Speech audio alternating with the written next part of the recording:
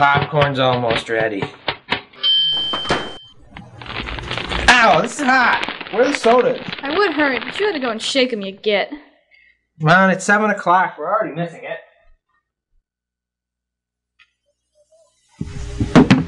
Well, where's the remote? On top of the TV.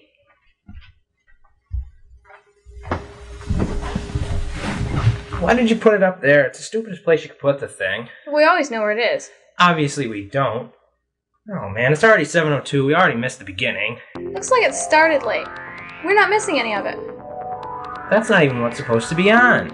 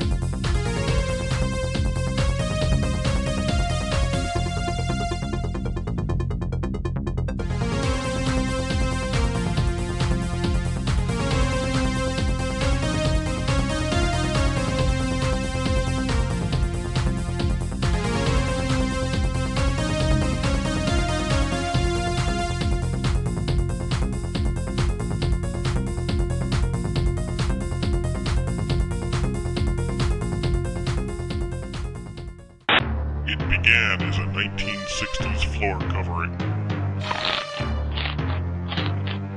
Then, it was fed. It came to life and it was mad. It became the rug.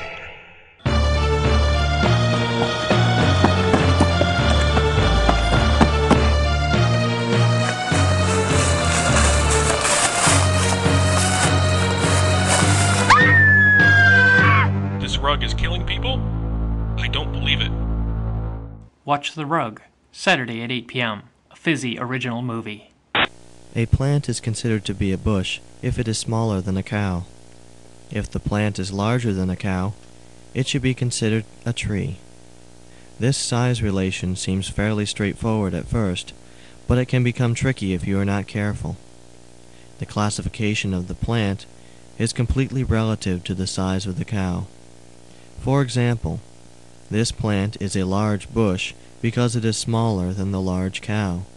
If we replace this large cow with a small cow, the plant is a small tree because it is bigger than the cow. The color of a cow can be determined by what plant life is near. A cow can assume one of 3 color states: brown, black and white, or blue.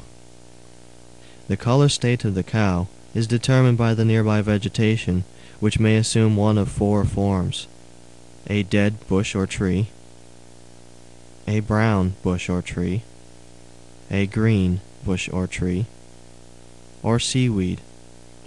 The steady state condition of all bovines is an eye-pleasing black and white combination. When the cow is in the presence of either a brown plant or a green plant, it remains in the steady state condition. Should the cow be introduced to a dead bush or tree, the cow will change to a brown condition. This does not release or absorb photon energy during the state change, contrary to popular scientific belief. Casual observers may claim to have seen black and white cows near dead bushes. The explanation for this observed behavior is simple. The cow is dead. Dead cows cannot change state. The cow is dead due to starvation. Its continued exposure to dead plant life which it cannot eat results in the cow's death. The relationship between a cow and a bush can be illustrated as follows. A cow in the steady state condition is introduced to a green bush. The cow eats some of the green bush, causing the bush to turn brown. If the cow is still hungry, which invariably she will be, she will consume the entire bush.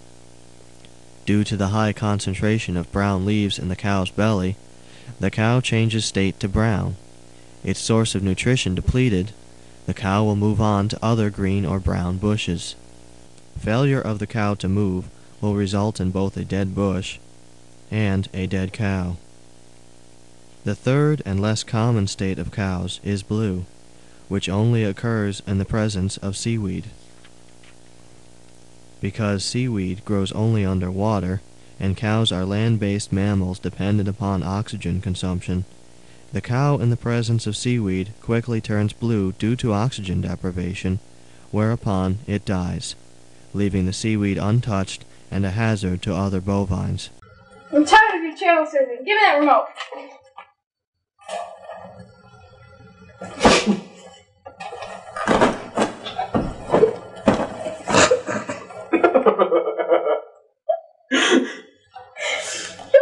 Burglary Bonanza! Hi everybody, and welcome to this week's exciting episode of Burglary Bonanza. Let's start by introducing our defending champion, John Big Boutte. Tell us about yourself, John. Well, I've been unemployed for a couple of years now, and I'm figuring this is about my best chance at getting some money, so I'm practicing my neighbors and stuff, so I can make sure to beat him. Isn't that nice? Our challenger is Mr. Nigel Yellowfish. Nigel has just enjoyed a refreshing stint in Attica State Prison. Tell us about yourself, Nigel. Well, looks like my parole officer was right. My judgment hasn't gotten any better because I moved in next door to him. Isn't that nice? And now it's time to play the Bonanza. The rules are simple. We have a single-family dwelling, and our contestants will win whatever they can load into the truck before time expires. Linda, could you back the truck up? All right, gentlemen, this is it. I'll give you 40 seconds to don whatever disguises you want while I verify that the front door is open. Up, you bastard thing.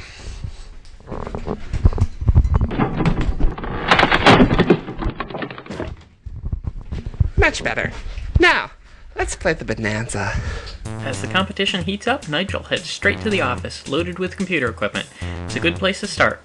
Weak choice to take, though. That's an inkjet printer. It's a dime a dozen. No resale. John's taking a moment to disconnect the computer. It's a much better choice. Got some value on that. Nigel's heading back in. Now that monitor should be ready to take, but he's having some struggles with the cables, wasting a lot of time. It looks like he should be having that free in a moment, and there he goes, off to the truck. Here comes John, heading back in. Not much but low-value items left. He's taking a whole armload. He's interested in that coonskin cap, showing a little bit of his style there. Not particularly valuable, but something he likes. Nigel heading back in finds a dead PC carcass, and for some reason he's taken that anyway. No value at all on that. John coming back in, going through the absolute dregs of the table. Nothing left to take except those used CDs, and Nigel is continuing. Now there's an interesting strategy. He takes those whole crates, he's brought them into the kitchen here, and he's looking for things to load them up with. It looks like the crates already had some books on it, and meanwhile John comes in and grabs the bread maker. Very good, and Nigel picks up on that and grabs the microwave. John here, back looking through a closet. He scares up a domestic house cat, not much value, but it looks like he's going to chase it down. I think it's about time that we break from the Bonanza. And that sound means that we're out of time. Cops! Everybody, cops! Clear out! And that's all the time that we have today on Burglary Bonanza. Bye!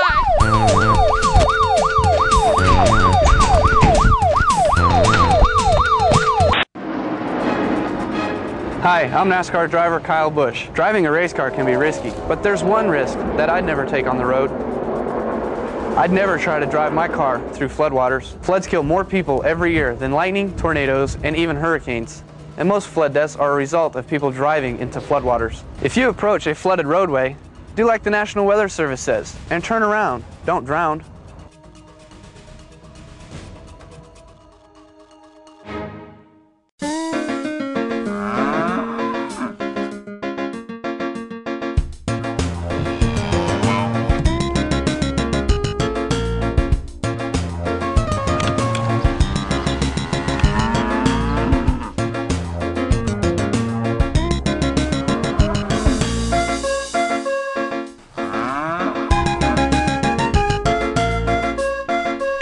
Filmed on location with the milk and beef producers of America. Things to do. Let's see. 1. Buy some meat. Some nice, thick, juicy steaks. 2. Build suits out of all those nice, thick, juicy steaks. 3. Sell the suits on eBay. People will buy anything on eBay. 4. Once all the suits have sold, it's time to release the killer poodles. And all the stupid people will be gone. One of fast food industry's biggest mistakes occurred on July 17, 1946 in Kansas. It was to be known in history as the production of the first fast food hamburger. Unfortunately, there were some problems that would have to be corrected. Bob and Tom were a couple of good old kids that grew up on a farm outside the city of Kinsley in Kinsley County, Kansas. They attended the Lewis Public Schools during the Depression. During World War II, they were needed to help maintain the family farm since many of the farm hands had gone off to war or to work in the wartime factories. After the war, as folks returned home, the two decided they didn't care to continue the farm life anymore, and so they set to it that they were going to open a restaurant. Their goal was to have hot food ready almost instantly. They managed the prototype, and God only knows how they did it without proper schooling. Unfortunately for them, the yield on a side of beef using their technique was only a few burgers.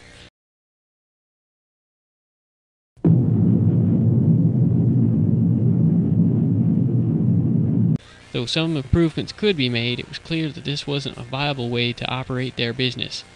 And so, despite their initial experiments, they ended up opening a fairly traditional diner, leaving the fast food market to be created by the man from Detroit, Ray Kroc.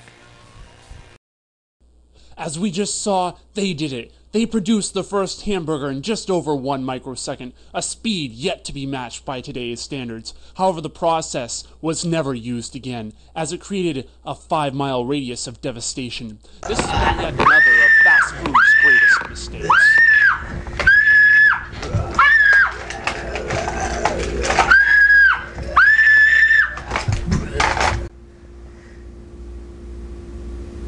Time for bed.